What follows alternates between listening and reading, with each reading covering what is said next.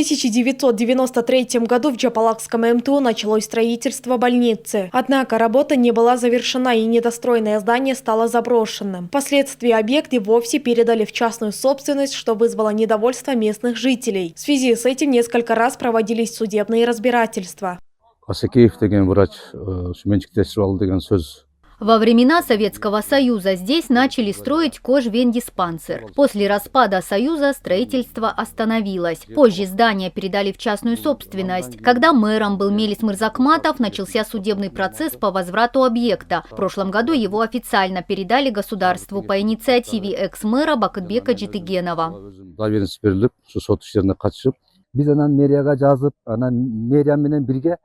В 2005 году это здание продали за сумму, эквивалентную стоимость одного жилого дома. Если здесь в будущем откроют больницу, могут возникнуть санитарные проблемы, так как с двух сторон проходят каналы. Поэтому для местных жителей лучше, если здесь будет школа.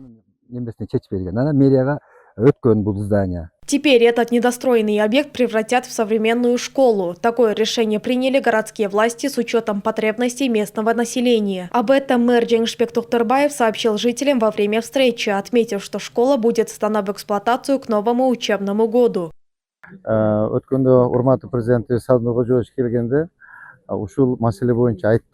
Во время последней встречи с президентом я рассказал о строительстве этого объекта. Он поддержал предложение сделать из этого здания школу. Теперь по возвращении займусь вопросами финансирования.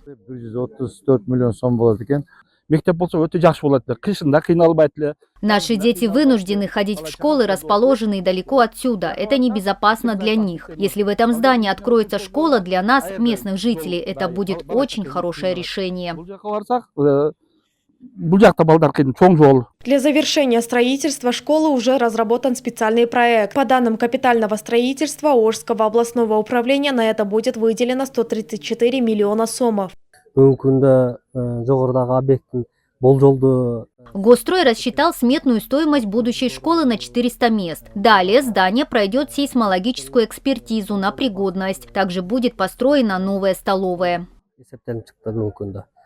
С каждым годом население села Төлөйкөн растет, и здесь остро ощущается нехватка школ. Сейчас дети из этой местности вынуждены ежедневно преодолевать расстояние в 3 километра, чтобы добраться до ближайшей школы. Именно поэтому жители долгое время просили завершить строительство этого здания и превратить его в образовательное учреждение. Айтунук Мамытова, Самара Асанова, Мунарбек Арзыбек улы, ЛТР Ош.